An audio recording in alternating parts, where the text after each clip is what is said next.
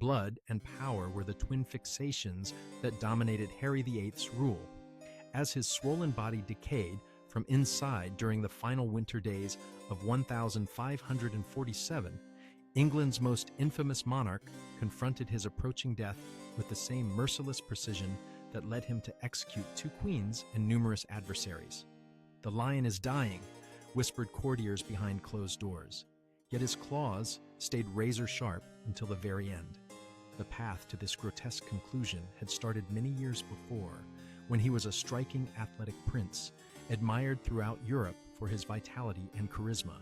How did this shining Renaissance figure become the monstrous despot gasping for air in the candlelit rooms of Whitehall Palace? The explanation lies not only in his notorious marriages, but also in a series of medical disasters that warped both his body and mind beyond recognition. Before we dive in, hit subscribe so you never miss the hidden stories of history. By January of 1547, Harry was scarcely identifiable as the man who had once jousted with the champions of Christendom. His body had turned into a war zone of ailments, with legs covered in festering ulcers that gave off a stench so terrible that those around him often struggled to keep from vomiting in his presence. The king was now reliant on mechanical aids to support his massive frame, which some reports claim had grown close to 400 pounds. His once striking visage had become distorted and swollen, with eyes sunken deeply into skin that had turned a sickly shade of yellow. The royal doctors had depleted their limited medical means to help him. Traditional treatments, such as bloodletting, herbal mixtures, and prayers, all failed to alleviate the assortment of illnesses afflicting their ruler. Most scholars today believe Harry suffered from type 2 diabetes and gout, along with possibly osteomyelitis, a painful bone infection that could account for the persistent agony in his legs. Even more concerning was the king's mental decline. His once famous temper had escalated into violent outbursts mixed with spells of confused exhaustion. Despite the looming threat of death, the struggle for succession dominated the royal court. Harry's third wife, Jane Simmons, had at last given him a male child, the delicate 9-year-old Eddie.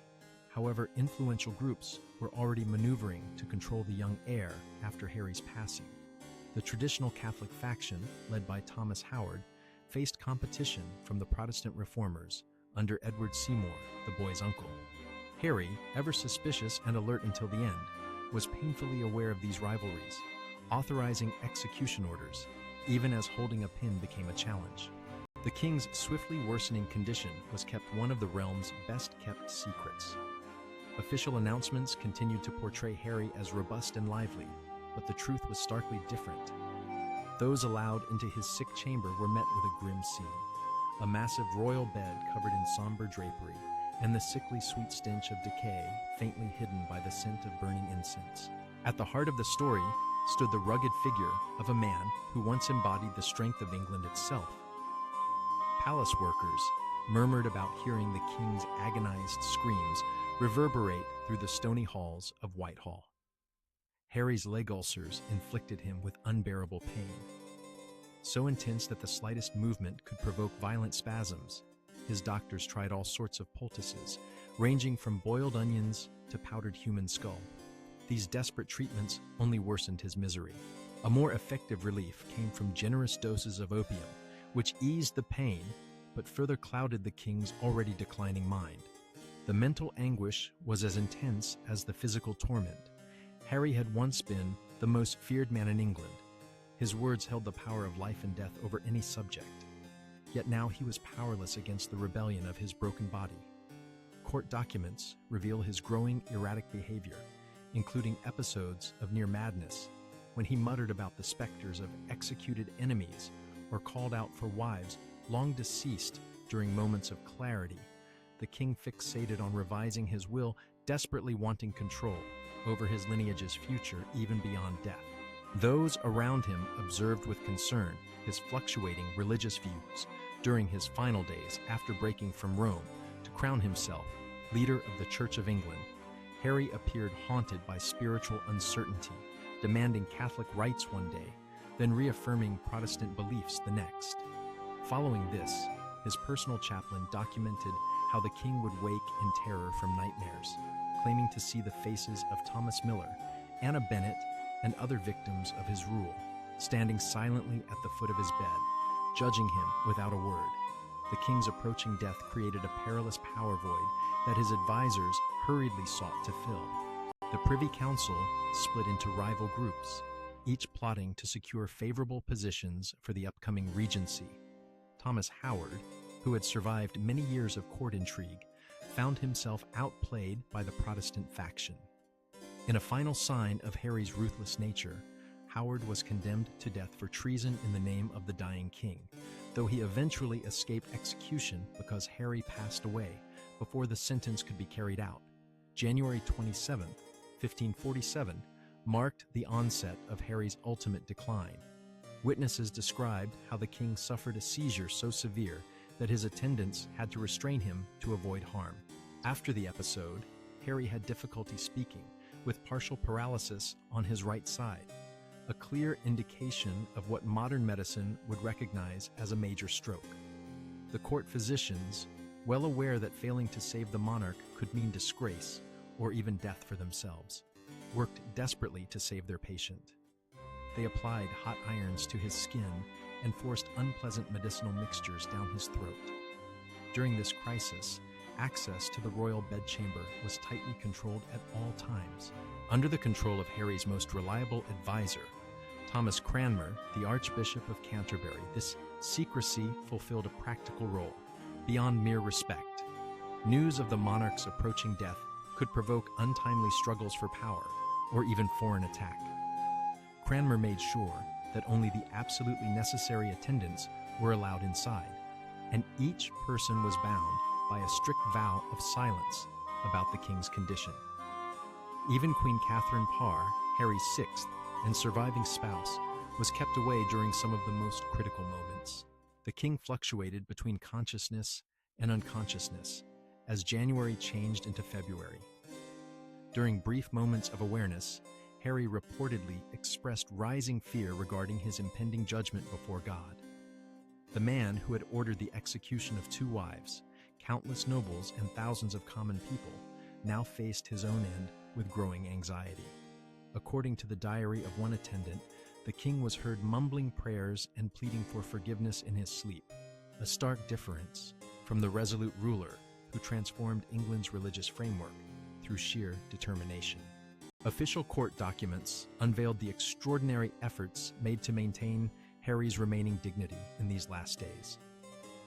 As his bodily functions deteriorated, teams of servants labored in shifts to handle the increasingly unpleasant duties of cleaning and repositioning the enormous royal figure. The ulcers on his legs had worsened so much that bone was said to be visible through the decaying flesh. The foul odor. The situation became so unbearable that scented handkerchiefs turned into indispensable items for anyone stepping into the royal chamber, and windows were thrown wide open despite the harsh winter air whenever the king lost consciousness. By February the 27th, even the elaborate illusion that the king might recover could no longer be upheld within the palace circles. Archbishop Crown was urgently called to the royal bedside as Harry's breathing grew more strained. Contemporary descriptions reveal that the king, unable to speak, was asked to squeeze Cranmer's hand if he trusted in Christ rather than in the religious rituals he had once revered.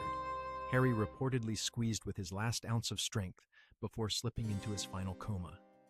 A touching moment frequently quoted by Protestant historians as proof of a deathbed conversion. The king passed away before dawn on January the 28th of 1547.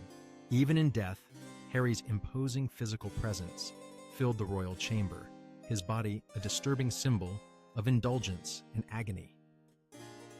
The official cause of death was noted simply as natural decline, although modern medical interpretations suggest a deadly combination of heart failure, sepsis from infected wounds, and complications likely linked to type 2 diabetes.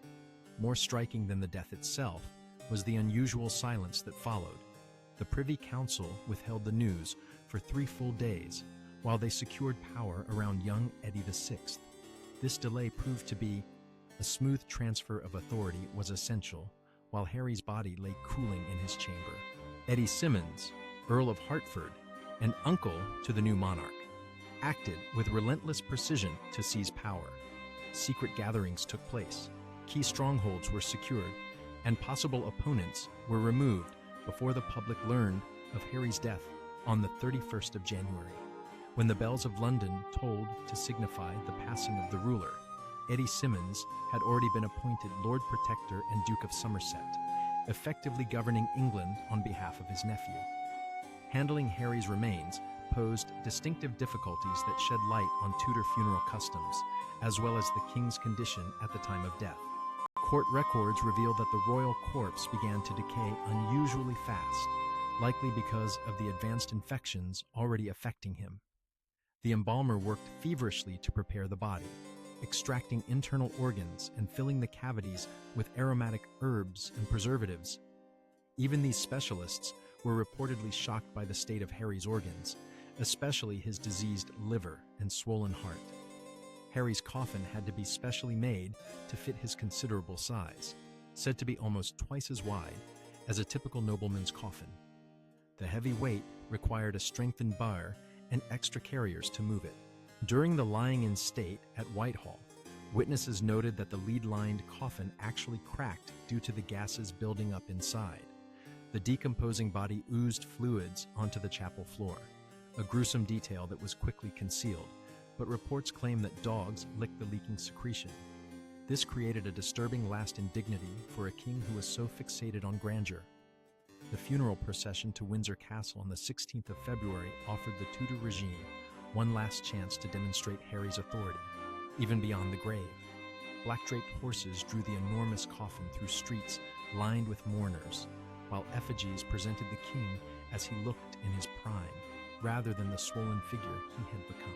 At St. George's Chapel in Windsor Castle, Harry was laid to rest beside Jane Simmons, the only wife to bear him a son and heir, and the sole one spared the experience of falling out of royal favor by dying due to childbirth complications before Harry's affections could change. The stark physical reality of Harry's decomposing corpse sharply contradicted the myth-making already in progress about his reign. Court painters like Hans Holbein created the lasting image of Harry as the broad-shouldered symbol of masculine strength, legs firmly set, hands on hips, glaring defiantly at the viewer. This carefully crafted propaganda bore little resemblance to the disease-ravaged body now sealed beneath Windsor's stone floor, yet it became the definitive portrayal of Harry VIII in popular imagination for centuries to come. Harry's will disclosed his final efforts to shape the future beyond his lifetime. The 30-page document carefully outlined the succession starting with Eddie, followed by Mary, daughter of his first spouse, Catherine of Aragon, and ultimately Elizabeth, daughter of Anna Bennet. This clear order of succession, though briefly interrupted by the 9-day rule of Lady Jane Grey, was eventually carried out exactly as Harry had arranged. The king's influence from beyond the grave would persist through all three of his offspring, each becoming Tudor monarchs, before the dynasty ended with Elizabeth I's passing in 6003. More immediately crucial were the power dynamics Harry set for Eddie's minority.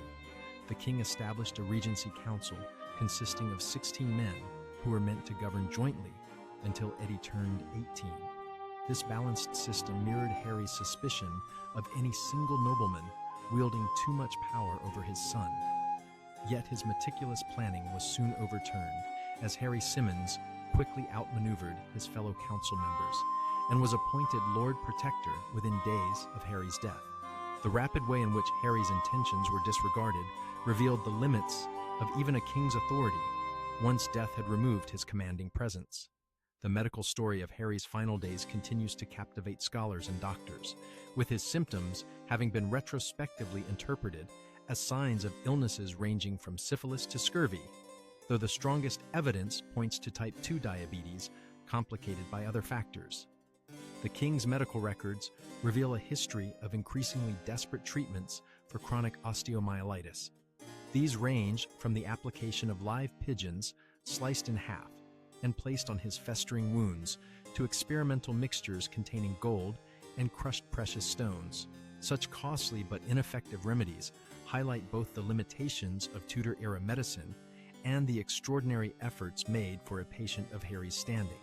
Perhaps the most touching discoveries were the personal items found in the king's chambers following his death. Among the usual symbols of royal authority, such as jeweled daggers, official seals, and diplomatic letters, servants uncovered a small locked box holding more private belongings. A miniature portrait of Jane Simmons, a lock of hair believed to belong to his mother Elizabeth of York, and a child's handwritten prayer book, possibly owned by Elizabeth before her mother's execution. These touching details reveal a glimpse of the man behind the fearsome reputation, hinting that even as his body and mind declined, Harry held on to connections with family and personal emotions. The king's passing sparked immediate political shifts that would influence England's future for many years. The conservative Catholic faction that had held sway during Harry's later years was suddenly pushed aside as Eddie Seymour secured a firmly Protestant regency. Archbishop Cranmer, who had administered the last rites to the dying king, now sped up religious reforms. Harry had taken a more measured approach, as the first English Book of Common Prayer was released just 2 years following Harry's death, steering England closer to Protestant beliefs than the king had ever planned. Harry's intricate religious stance, having broken away from Rome, yet preserving many Catholic traditions, left a complicated legacy that enabled both Protestant and Catholic groups to claim him. Protestant reformers highlighted his refusal of papal authority, while Catholics pointed to his support of transubstantiation and his resistance to Lutheran ideas. This religious uncertainty would ignite conflicts during the reigns of all three of his children, as England shifted from intense Protestantism under Eddie to Catholic restoration under Mary, and ultimately to the balanced path set by Elizabeth. The king's death also signified a vital moment in TUDA propaganda. Having portrayed Harry as England's guardian against foreign dangers and papal oppression, royal propagandists were now challenged with passing this image to a 9-year-old boy.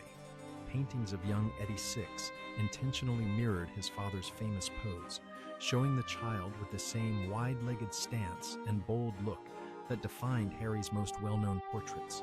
Court events stressed continuity, with nobles required to bow to Eddie's vacant throne with the same solemn respect.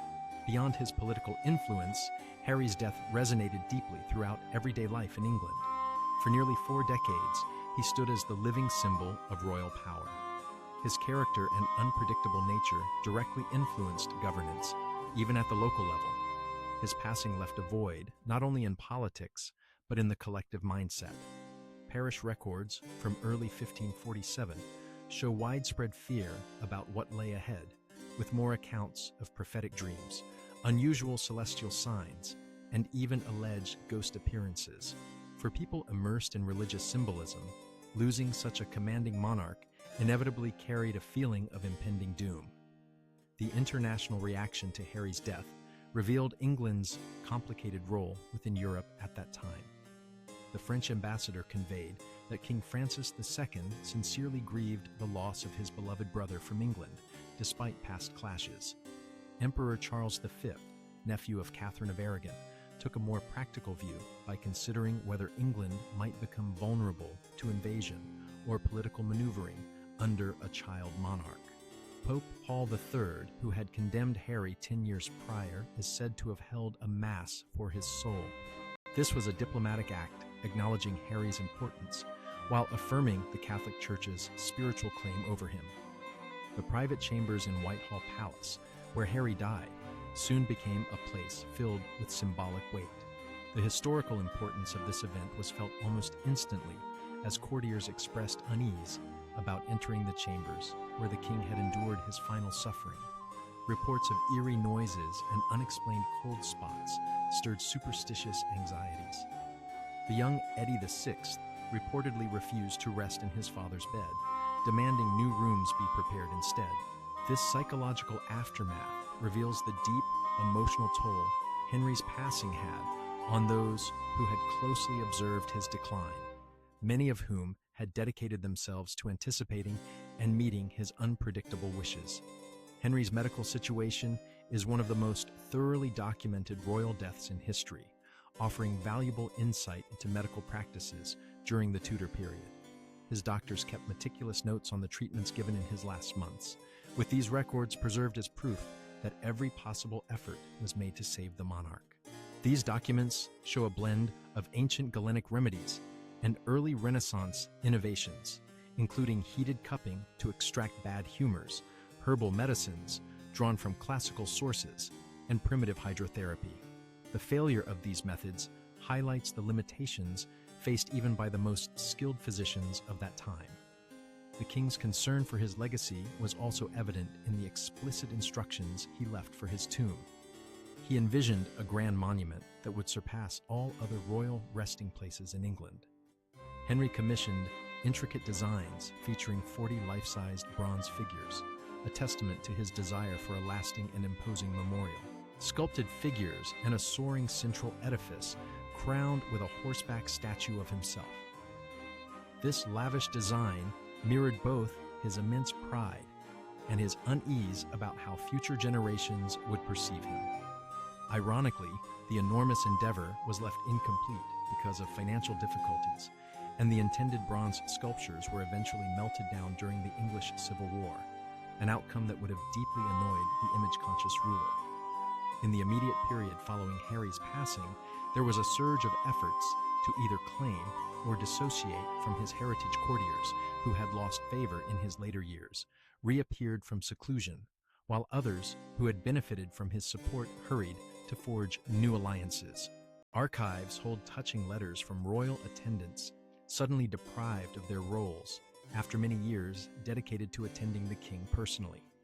For numerous individuals, adapting was a challenge. The abilities needed to handle Harry's unpredictable temperament were hardly useful in the more controlled court of Eddie VI. Several former favorites took their own lives in the months after the king's death, unable to cope with the swift shifts in authority. Perhaps above all, Harry's demise signaled the start of a crucial change in English rule, moving away from an absolutist sovereign whose personal desires shaped policy towards more cooperative systems where power was shared between the monarchy and the nobility. As Lord Protector, Seymour did not possess Harry's commanding personal influence and depended considerably more on the approval of the council. Although this change was momentarily reversed during Mary's rule, it set important precedents for limiting royal power. These precedents would further evolve under Elizabeth and eventually play a crucial role in England's distinctive constitutional development. Harry's passing, therefore, ironically weakened the very foundation of absolute monarchy that he had devoted his life to reinforcing. The king's final illness sparked deep medical reflection, with each generation of doctors re-examining his symptoms through the lens of their era's medical knowledge. Victorian physicians, influenced by moral views on illness, often attributed syphilis as the likely cause, interpreting Harry's condition as divine punishment for his licentiousness. Specialists in the early 20th century shifted the focus toward metabolic diseases, suggesting gout and diabetes as the main reasons. More recent medical historians have advanced more intricate diagnoses, including Malaud syndrome, a rare genetic disorder potentially explaining both his declining physical health and mental state, as well as chronic traumatic encephalopathy resulting from repeated jousting injuries in his youth. The distribution of Harry's personal effects offers valuable insight into Tudor perspectives on death and commemoration.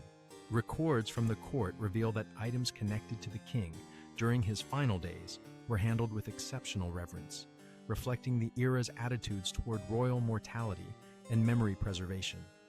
Some items were preserved as near relics, despite the official Protestant disapproval of such customs. His last set of nightclothes, stained with bodily fluids, was ceremoniously burned under Cranmer's supervision, an act that combined practical cleanliness with symbolic meaning. More precious belongings, including his large collection of astronomical instruments and maps, were meticulously recorded before being either distributed according to his will or kept for Eddie's education. Harry's death left his surviving wives and children in delicate situations that required careful handling of court politics. Catherine Parr, his widow, observed a dignified public mourning, but privately moved quickly to marry her true love, Thomas Seymour, a marriage she had postponed during Harry's lifetime.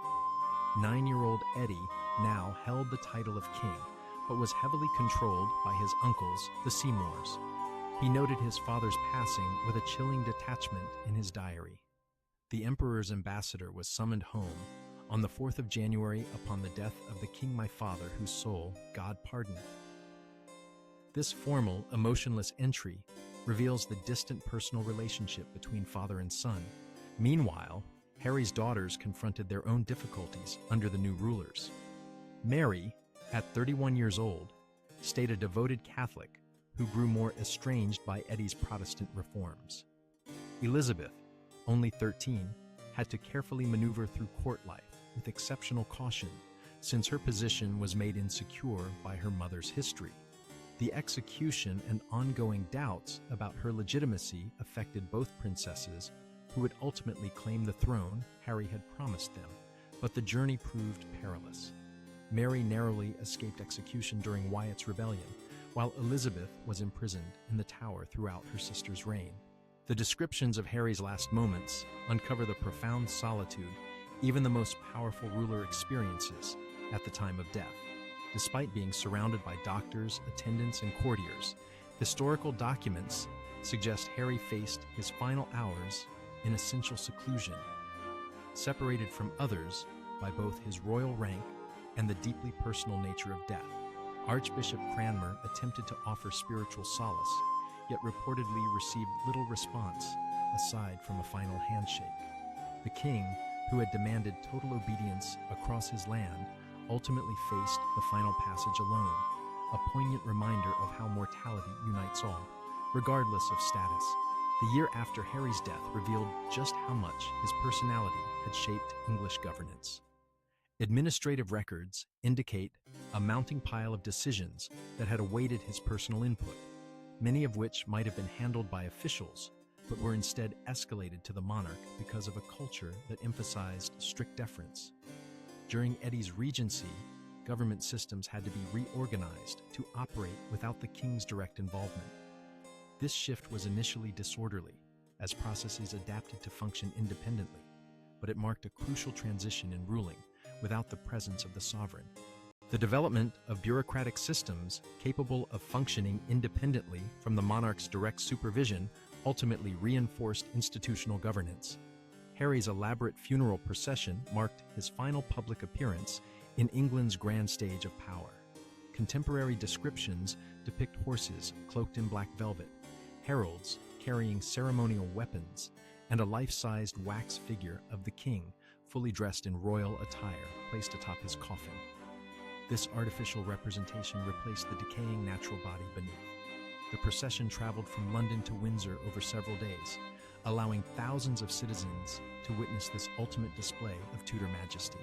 The precise coordination revealed a profound concern about political transition, using ritual to emphasize that although the king might pass away, the monarchy itself would persist.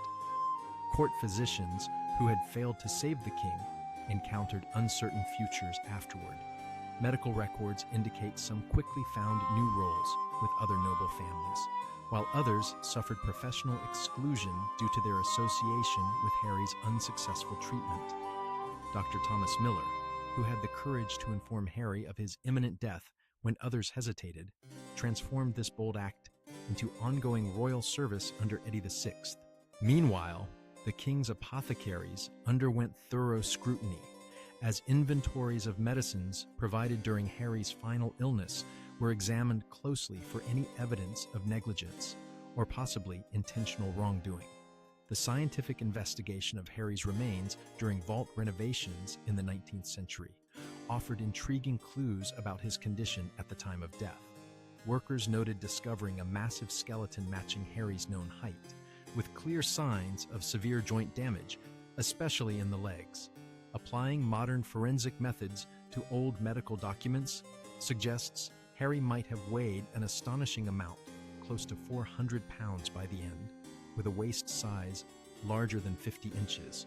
This intense obesity, combined with poor blood flow in his legs and open sores mentioned in period accounts, would have created perfect conditions for sepsis, which likely played a critical role in causing his demise. Perhaps the most striking insight from Harry's final days is what it reveals about the limits of power. The king who transformed England's religious system, executed queens and nobles without hesitation, and commissioned a navy that would dominate the seas, was ultimately powerless against his own body's decline. Court records depict moments when Harry angrily confronted his doctors, insisting they restore his health through the sheer authority of royal order. This futile resistance against biological truth exposes the fundamental contradiction of absolute monarchy, the unavoidable fragility of even the most influential individual's body when faced with illness, deterioration, and death. The religious uncertainty surrounding Harry's passing allowed room.